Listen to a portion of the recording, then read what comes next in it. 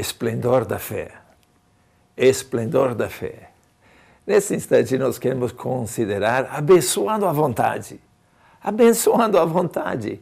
Para não entrarmos na maldição de nos compararmos aos outros. Isso não dá em nada e um bico sem saída. Quero ler um versículo em João 21, ali sobre os discípulos, e Jesus lhes apresenta uma situação.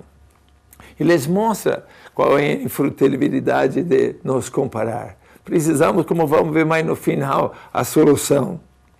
Mas diz assim, no último versículo desse parágrafo aqui, começa dizendo, Jesus está falando com Pedro sobre, se me amas, cuida das minhas ovelhas. Então aqui entra numa conversa assim meio que a gente não entende bem no comecinho, mas diz assim, e digo, pois é verdade, quando você era mais jovem, vestia-se e ia para onde você queria. Mas quando for velho, estenderá a mão e outra pessoa te vestirá e te levará para onde você não quer ir, não deseja ir. E Jesus disse, isso diz versículo 19, dizendo de que maneira Pedro ia morrer, assim glorificando a Deus. Mas aí Pedro se vira e responde, olhando para João, e ele, Senhor? E Jesus responde, se eu quiser que ele permaneça até que eu volte, o que te importa? Você siga-me. Era como dizer para você e eu, não é? Você vai morrer na miséria da pobreza, aí ele vai ganhar a loteria. E Jesus diz, não, eu não disse que ia ganhar a loteria. Começa dizendo aqui, mas Jesus disse que não iria morrer apenas. Disse, se eu quiser que ele permaneça, no versículo 23, se eu quiser que ele permaneça vivo até que eu volte, o que te importa? Por quê? Porque Deus sabe que nosso costume é nos comparar uns com os outros. Nos comparar casas. A nossa é pior, a nossa é melhor. Comparar o nosso trabalho. Esse trabalho dele é melhor, o meu é pior. Comparar cônjuges, né? Comparar a nossa fisionomia, a nossa aparência. Mas isso só dá frustração. Porque, por um lado, ficamos nós orgulhosos ou ficamos nós desiludidos. Né? Senão, nós ficamos super arrogantes ou nós ficamos totalmente desanimados em todas as coisas. Não podemos entrar na maldição de nos comparar uns aos outros. Eu não me comparo com meus professores no seminário e tampouco não me comparo com meus alunos que passam. Alguns deles trouxeram grande honra para o nome de Deus. E lamentavelmente também, né? Alguns trouxeram desonra ao glorioso nome de Deus. Mas não tem saída quando nós começamos a nos preocupar em como vai ser o negócio das aparências. Por isso a Bíblia nos amoesta para nós procurar aquilo que é santo, aquilo que é puro. Desde o início até o diabo lá no Éden tentou Adão e Eva, comparando a Deus. Se você comer aqui, você será igual a Deus. Oh, meus amados. Não tem nada mais frustrante que quando nós tentamos nos comparar a outra pessoa. Nunca vamos ser satisfeitos. Mas isso produz até uma rebelião no seu coração. Porque tu me fizeste assim, ó Deus. Queremos jogar a culpa em Deus. Né? E depois, quando vemos outro da mesma profissão de nós, outro encanador, outro contador, outro eletricista. Ele está indo bem, está comprovado. Deus ama ele mais do que me ama a mim. Oh, não, meus queridos, Deus nos ama, mas nos pede aqui, quando está falando com Pedro, para não se comparar. Nem que ele viva para sempre. O que isso tem a ver com você? Poder ter continuado dizendo isso, só vai te matar de úlceras, de câncer, de tumores, porque isso que produz. Tiago 3 fala um pouquinho sobre a sabedoria que vem do alto.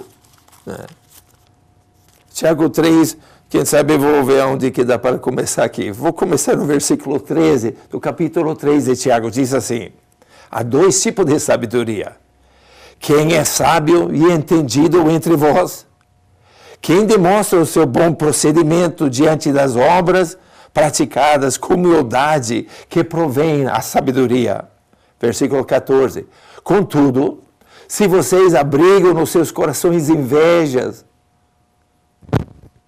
amargas e ambições egoístas, não se gloriem disto, que ninguém de verdade. Esse tipo de sabedoria, versículo 15, esse tipo de sabedoria não vem dos céus, mas é terreno, não é espiritual, mas é demoníaca. Pois onde há invejas e ambições egoístas, aí também há confusão de toda espécie de males. Oh, meus queridos, não fique se comparando um com os outros. Sempre vai ter alguém que tem mais dinheiro que você. Sempre vai ter alguém que tem mais saúde que você. Sempre vai ter alguém que você acha que é mais bonito que você. Estava falando com um amigo aqui na cidade, né? É difícil ele tirar uma foto da família, porque a mulher acha que ela é feia. E ela é bonita, é linda. Até numa brincadeira, tirei uma foto de um filho, depois do outro, e depois dele junto. Depois ela estava passando atrás, trabalhando na mesma loja. Falei, para um momentinho, deixa eu tirar uma foto. E eu tirei uma foto da família. Gosto de andar com uma maquininha, que é um dom. Mas se descuidar, pode também se tornar um vício. Mas aqui diz no versículo 17, mas a sabedoria que vem do alto, antes de tudo, é pura. Pura. Depois é perfeita. Pacífica, amável, compreensiva, cheia de misericórdia e de bons frutos, imparcial e sincera, o fruto da justiça semeada em paz para os pacificadores. Oh, meus amados, Deus tem a solução. Nós fugimos do que queremos até chamar de uma maldição de comparação. Ela produz revolta contra Deus, por isso revolta contra os outros. Aí nós não podemos celebrar a vitória do outro, que ficou lutando, fez um curso, se profissionalizou. E se nós estamos amarrados em angústias, então não podemos celebrar a felicidade dele e o sucesso dele. E por que não dizer temos até revolta como nós mesmos e queremos até culpar a Deus, porque o Senhor me fez assim. Oh, meus amados, mas tem uma solução. Tem uma solução. A primeira dele é glorificando a Deus. Deixa eu ver em Romanos 1, versículo... Deixa eu ver.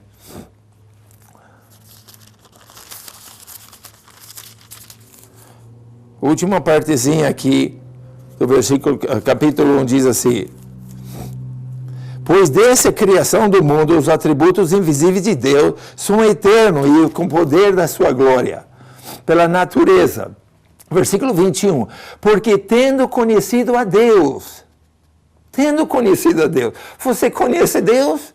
Então está falando com você um perigo para nós tomar cuidado, para não ficar nos frustrando e até porque não dizer nos matando fisicamente com ciúmes e ódios e raivas, nos comparando uns aos outros. Diz aqui, porque tendo conhecido a Deus, não glorificaram a Deus como Deus, não glorificaram como Deus, nem o renderam graças, mas nos seus pensamentos tornaram-se fúteis no coração insensato se tornaram fúteis e no coração insensato se obscureceu, dizendo, se sábios, tornaram-se loucos. Versículo 23. E trocaram a glória de Deus imortal por imagem feita segundo a semelhança dos homens, mortais, como de pássaros e quadrúpedes e répteis. Por isso Deus os entregou à impureza sexual, segundo seus desejos pecaminosos do seu coração, para a degradação do seu corpo entre si. Trocaram a verdade de Deus pela mentira, adoraram e serviram as coisas, seres criados em lugar do Criador, que é bendito para todo sempre. Primeiro precisamos nós glorificar a Deus. Outra palavra para glorificar seria magnificar. Não podemos deixar nada que seja maior do que o nosso Deus. Precisamos exaltá-lo, precisamos honrá-lo, porque daí vem a nossa fonte. Aí então nós tornamos um povo grato. A segunda coisa poderia ser, essa é gratidão. Quando foi a última vez que você agradeceu alguém? Precisamos, cada uma vez por dia, pelo menos, mencionar, ser grato pelo menos para 10 coisas. Agradecer a Deus pela nossa nação, agradecer a Deus pelo nosso presidente, pelo nosso governador, pelo nosso prefeito, pelo nosso pastor, nosso padre, nosso bispo. Agradecer a Deus pela nossa família. Quando agradecemos a Deus, liberamos a força e a virtude de Deus em nossas vidas. Você pode abençoar esse político, abençoar esse cara. Por isso que eu falei, abençoar a vontade. Deus não vai abençoar a corrupção, se alguém está fazendo. Deus não vai abençoar a maldade, mas vai nos liberar. Porque não dizer até se nós não sabemos celebrar a vitória do outro, poderia impedir a bênção de Deus vindo em nossas vidas. Mas se nós sabemos como celebrar a vida dos outros, então ali a Bíblia diz que é o alicerce para a gente não ter ciúme dos outros. Celebrar-se os outros. Celebrar as suas vitórias. Não somente dos nossos filhos, os filhos dos outros. Porque isso vai nos liberar a nós. Pode ficar tranquilo que quando você abençoa alguém, Deus não vai abençoar rolo na sua vida, não vai abençoar mentira na sua vida, mas vai abençoar aquilo que estão fazendo de bem. Eu estou abençoando você, estou abençoando até gente que eu sei que está falando mal de mim, que me passou para trás de outra, porque isso só vai produzir frustrações dentro de mim, vai soltar úlceras e câncer e temores dentro de mim. Eu não quero nada disso. Por isso a Bíblia diz, Deus falando para Pedro, não se preocupe com ele. Se ele morar ou ganhar a loteria, o que isso tem a ver com você? Não deixe isso te escravizar. Não deixe isso te amarrar. A terceira coisa para nós termos a cura contra a comparação é a palavra de Deus. A transformação da nossa mente. O livro de Romanos, capítulo 12, versículo de transformai-vos pela renovação da vossa mente. Lendo a palavra de Deus não dá para ter ciúme dos outros. Buscando a Deus não dá para ter ciúme dos outros, porque nós vemos a glória e a majestade de Deus. Vemos o sono de Deus. Como é que eu não posso ter inveja e ciúme de qualquer um lá? Porque eu vejo quem Deus sonha que eu seja. E quando olho nos olhos de Cristo, quando olho no coração de Deus, então as outras pessoas somem de vista. Eu não estou competindo com nenhum pastor, com um padre, com um presbítero, com ninguém. Não estou competindo com você. E se você está com uma beleza, eu tenho que ser igual ao reverendo, tenho que ler a Bíblia certo, ele leu a Bíblia uns par de vezes, um par de dúzia de vezes. Mas e daí? Conheço gente que conhece a Bíblia, mas não está servindo a Deus. Acabamos de ler de pessoas que não conheciam a Deus, mas estavam envolvidas de ódios, invejas e ciúmes. É falta de olhar para Deus. Como vamos conhecer a Deus? É lendo sua carta de amor, permitindo Ele nos seus olhos, no seu olhar para nós e nos mostrar quem nós somos. Quem é o Senhor? O Senhor é o centro da criação de Deus. A Bíblia diz que o Senhor e a Senhora são a menina do olho de Deus. Somos o centro da criação, mas temos que saber também, dentro do jardim do Éden, tem o diabo, a sua maldição, que está querendo fazer comparar um com o outro e comparando com o próprio Deus.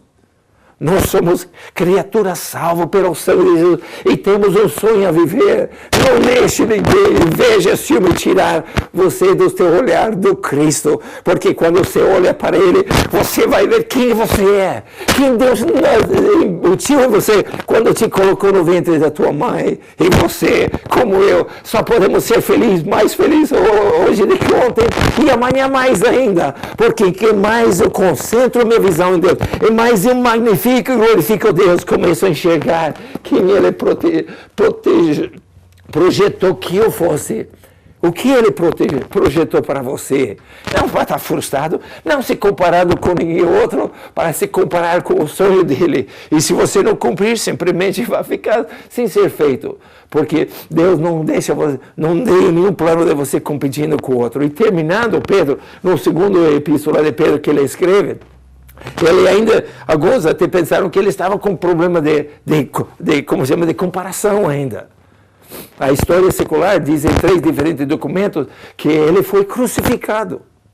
Né? E ele não queria ser crucificado igual o seu mestre, que pediu que fosse crucificado ponta cabeça, ainda se comparando com Jesus, mas não da mesma maneira que estava se comparando com Pedro. Eu jejuei, quando fiz 40 anos, eu queria jejuar 40 dias. E cheguei até o 36 só na água, sem nada de comida. As últimas 2 semanas, só no lugar sozinho, porque meus olhos estavam meio fundos e estava meio magro ali. Mas depois, quando eu pensei, né, Jesus 40 dias, Moisés, Josué, quanto dias, Elias, e outro falou, não quero estar na seleção, vou ficar no júnior. Problemas todos nós temos de nos comparar, mas Pedro não é, por isso que com medo de se comparar, ele sabia respeitar o seu mestre, e quero que você o respeite e não tenha revolta contra ela, porque onde você está, Deus tem um sonho para realizar na tua vida, para que você seja feliz hoje, seja feliz amanhã, e por que não dizer sempre para sempre, aleluia.